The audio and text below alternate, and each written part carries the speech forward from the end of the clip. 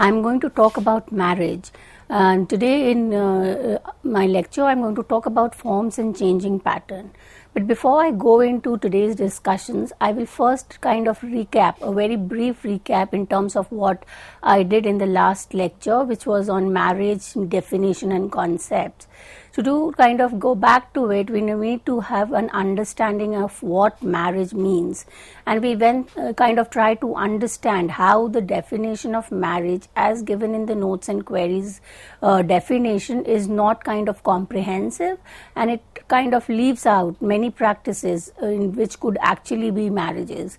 And two case studies that I discussed was the Nayars of Kerala as studied by Kathleen Gore, and the polyandry system which has been studied by Edmund Leach.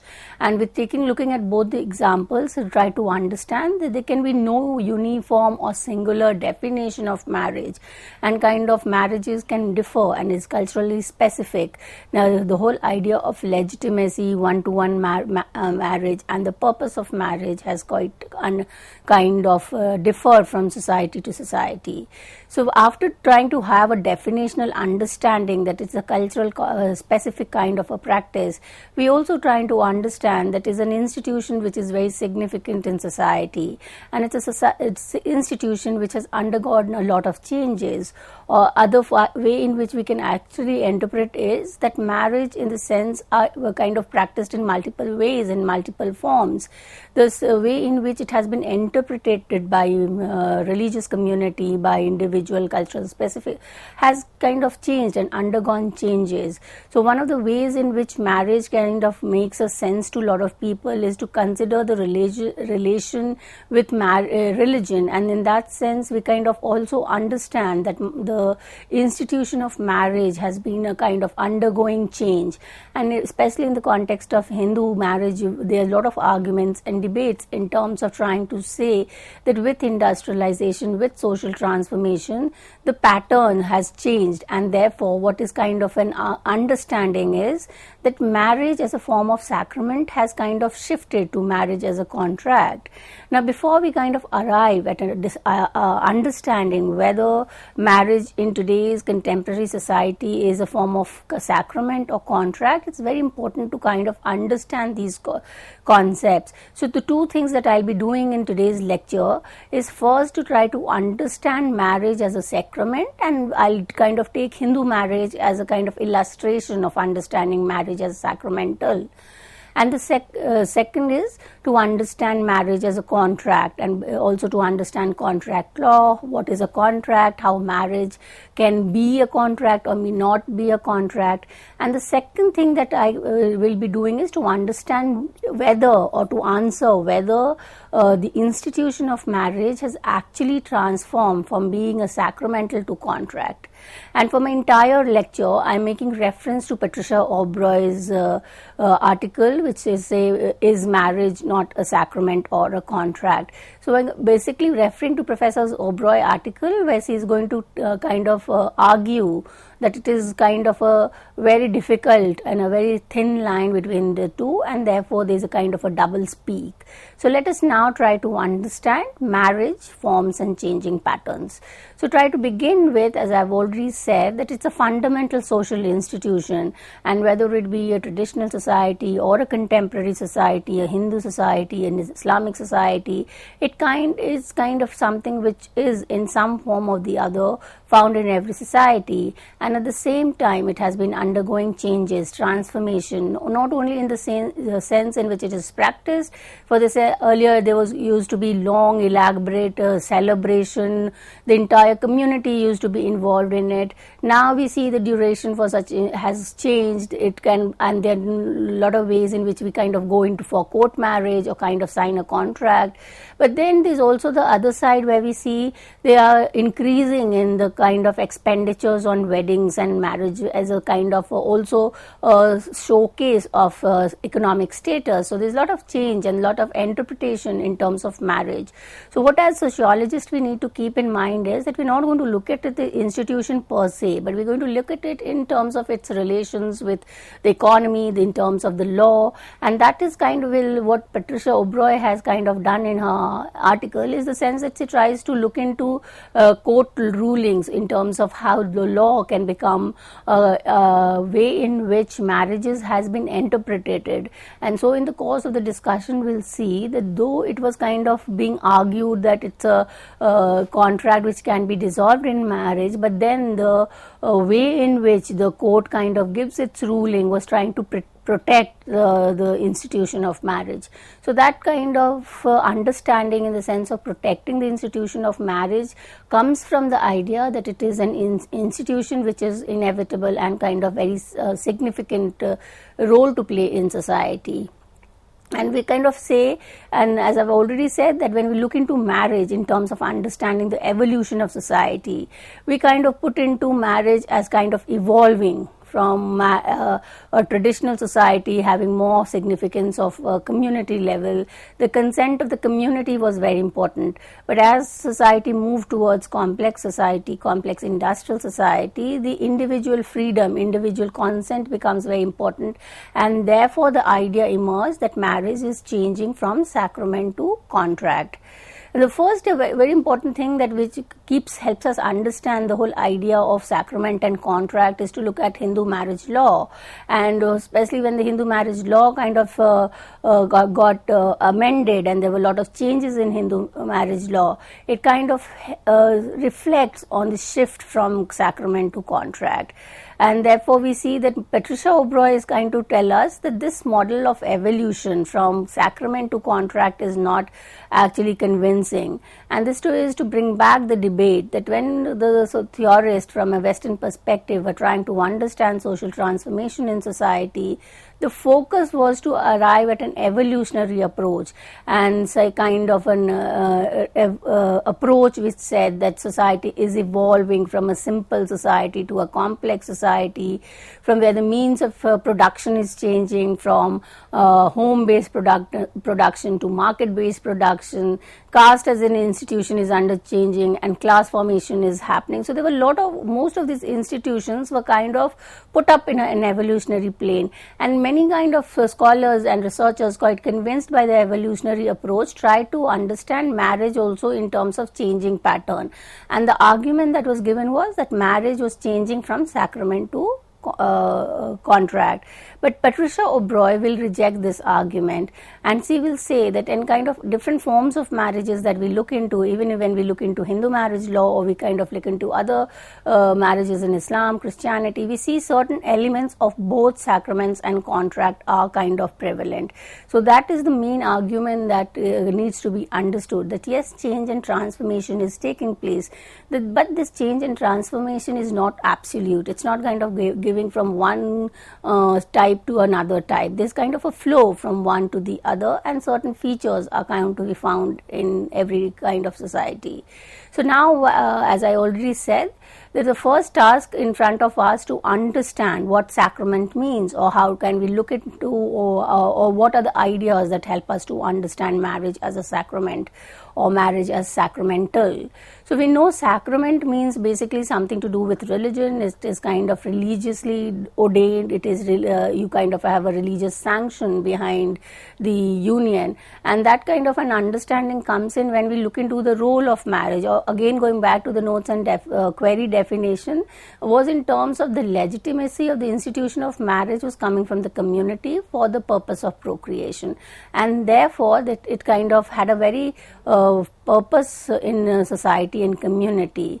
So at the religious level, it was considered as holy, indissoluble in union, and there was a lot of, if we kind of understand that there was a lot of sanction, not only of individual, but in terms of the community sanction, and also since most of the marriages marriages were kind of negotiated at the community level, and there was a lot of rituals a part of it. So we say that there was a kind of a consent by the divine. You need the blessings of the divine in order to kind of consider the union as legitimate. And therefore, according to the Hindu traditional law, the marriage was considered as a sacrament and not a civil contract. This kind of a law is before the amendments took place. It was the more focus was on sacrament, and therefore in Hindu religion the importance of marriage is that it's considered as a sanskara of purificatory ceremony for every Hindu. Rather, it is a kind of a karma which every Hindu should kind of abide by if has to be a kind of a follower of religious in a true spirit. So the Hindu religious books, whether we talk kind of Manusmriti, spreads out or describes the entire significance of marriage in society, and they kind of there's a lot of descriptions in terms of considering or describing marriage as a duty, because it was a kind of rites of passage or kind of a responsibility which was assigned only to certain responsible people. That is, they were kind of assigned to individuals who were considered as more mature, as more contributing to society, and therefore it was kind of considered as a progress of individuals. So as one grows from childhood to adulthood, becomes more responsible, and one of the way in which responsibility could be symbolically brought out in society was to kind of engage in a union and kind of take the society ahead, and therefore it is considered as a sanskara. So we will look into the marriage as described in the traditional Hindu religious. We see that the three characteristics of marriage as sacramental. And first is that it is an eternal union where it is valid in all life to come. Now the way in which it has been described has also been by kind of practiced, and we also see kind of the understanding, or we see in terms of everyday life, every type interpretation of marriage, whether we kind of take example from the Bollywood or from the television teleserial, and we kind of understand, and we've been hearing it as a child and growing up, that it is a tie which is of 7 ages, and one dies and yet you kind of reborn, and you might have kind of get the same partner. So whether one kind of agrees to it or not, but such descriptions are evidence in most of the literature and religious text. So it is considered as a permanent union, where if it is tied once, it cannot be untied, and therefore this whole idea of a permanent union can also be reflected when we see that once a kind of we kind of understand all these practices which were related to child marriage, or we were related to widow remarriage, that despite the spouse kind of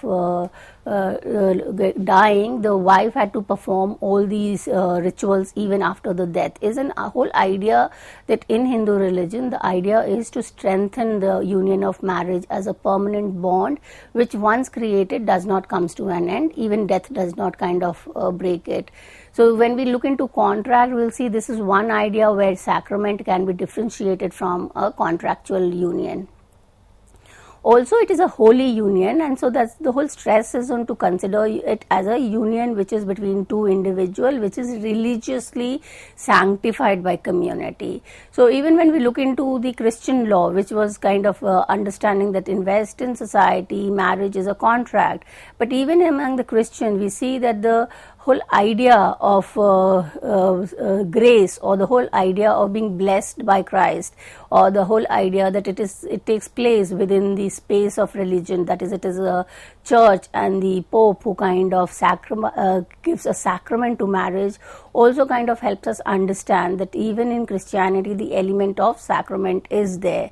So the whole idea that the idea of contract is coming in from Western society can also be looked at critically. Among the Muslim, we see that most of the time it is kind of considered as a contractual relation, because it is kind of, we'll be looking in when we look into marriage as contract, because it's most of the time the way in which it is practiced, or the way in which marriages are negotiated, the element of contracts come in. But then we cannot deny the fact that even among Muslim religion, the entire enactment of the contract is in the presence of religious head, read is in the presence of the holy book, which is the Quran. So we cannot deny that the element of sacrament is absent in the even in traditional forms of marriages. So when we look into law, and that's the area where we kind of understand how law is interpreting marriages, and this kind of an understanding is very important, because one idea is that as society is moving from a simple society to a complex society, what is happening is that the union as a permanent bond is no longer being believed, and therefore the rate of divorce has increased. So when one looks into the number of cases, which is in terms of the divorce or the separation of people, so the people kind of creates an understanding that since it's no longer a permanent bond and a divorce can end a union, so the idea is that there's a shift towards contract. But then when we look into the ways in which even the judges kind of looks into matrimonial disputes, and we have certain ways in which they deal it, they give enough time for the people to kind of arrive at a consent, try to dissolve the differences that they have. So the effort by the legal judges also try to a large extent to maintain the bond and not kind of bring it to an end. And the reason why it is that why is so much of stress on the whole idea of maintaining the marital bond and not kind of bringing to an end is to look into the purpose of the marriage. So when we look into marriage in terms of an individual freedom, in terms of kind of some union between two individuals for kind of sharing and kind of experiencing certain freedom, then it kind of a union which could be temporary. For instance, we kind of look into the live-in relations. But then if we look into traditional marriages, the traditional society, marriages was for the purpose of kind of creating a space where legitimate offspring could kind of be born and could be brought up. So in that context, the divorce or the break of a marriage union could have a negative repercussion on the offspring or the children. So that is why the stress even in the judge or in the judiciary is to kind of protect the marriage and not to let it kind of dissolve. So but we need to understand that how kind of we interpret marriage in terms of the roles that it is performing in society, and that will help us understand whether it is sacramental or it's a contract. So the next is that it is also a sacramental process, because in Hindu religion we kind of try to understand, and here the concept of Kanyadan becomes very important, and Kanyadan can be interpreted as gift of virgin. So this lot kind of chastity of women was very important, and there was a kind of if we kind of look into first Kanyadan, and that's kind of a dan or a charity that a male member, that is a father, would give her daughter. So the women status actually kind of became subordinate, because it was a transfer of property from one hand to the other. And there's a lot of feminist discussion which tells us that it is because of the gift of virgin that we have in the system of dowry, we have in the system of child marriage. So the whole idea that child marriage existed was that the child marriage was considered child or below a certain age, that is before the child daughter acquires puberty, is pure, and therefore giving dan of a pure daughter was considered as more religious. And that kind of understanding led to the practice of child marriage. Child marriage was also kind of practiced because the whole idea that the younger the child could have been kind of transferred, the burden could have the father could have been reduced.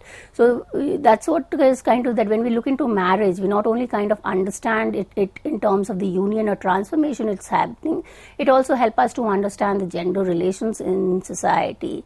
So the gift of the daughter in Hindu religion is considered as the highest achievement of religious performance in Hinduism, and therefore it is kind of a duty of every man to kind of give his daughter in kind of as a sacramental process, give her daughter in as a transfer to the groom. And that kind of makes us again understand that why a kind of individual kind of stressing on the idea of marriage is also to kind of perform the religious duty which is enshrined in the religious text.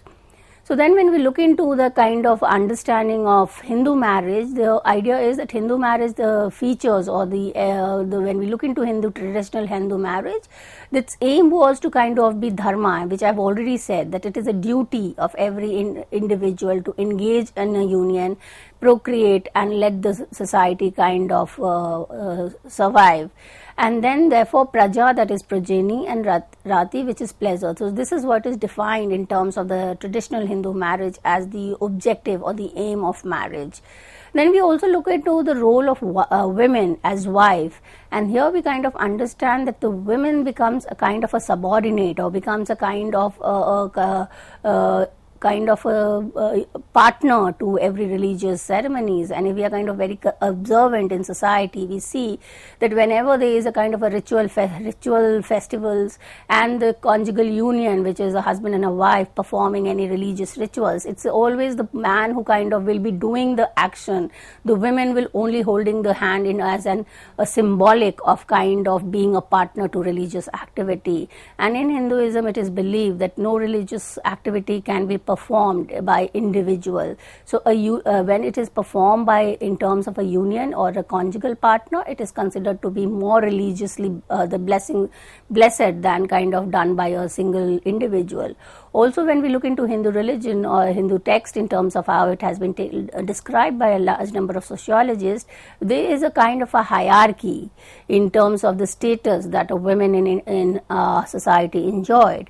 So a married woman with a kind of child, and especially a son, because the son is entitled to the last rites of the parents, is considered to be at a superior position, at a higher status than a woman who is single. And as we all are many of us are aware that in Hindu society, the status of women who've lost their husband for a very long time was not considered as kind of very appropriate, and they were kind of labeled as kind of impure or kind of not a good sign of blessings, and therefore we had a lot of ways in which the widow's life was kind of controlled because he was considered as inauspicious for the society. In that sense, again, marriage becomes sacramental. So according to Hindu thinkers, dharma is the first and the highest aim of marriage. Marriage entitles a man to become grihastha, and as I already said, that it is a mark of an individual attaining responsibility. It is a mark that especially men have kind of acquired the responsible status in society. So that is why many of our time, if we can also look into the Hindi movies and teleserials, we see that many of time what we hear from these teleserials is that once a man completes his education, gets a job and is settled, the next thing that is told to him is to kind of set up a family life and get married. So that why is that instruction been given by parents is the idea that it is to be done as a religious duty, and therefore the right time to set up one's grihastha. So marriage is primarily for the fulfillment of duties, his dharma, and permits and legalizes person to give birth to children. When we see it in terms of performance of religious ceremony, included certain rites, having kanyadan, panigraha, there's a lot of religious ceremonies or religious rites which will stress on the idea that the union or the conjugal union between man and a woman is supposed to be considered as sacred. So Hindu marriage is a sacrament because it is said to be complete only on the performance of sacred rites. At the rites are performed with Vedic mantras in the presence of sacred fire, and also we again look around and we see that in Hindu temples most of the time we see conjugal pairs which are kind of worshipped. So again the nature of sacredness is coming from the whole idea that it is a pair which is considered as religious and it is kind of significant for performance of ritual. So we have already said that the conjugal union is considered as indissoluble and it cannot be kind of irrevoced. Once a union is kind of arrived, it continues until death and to the large extent even after death.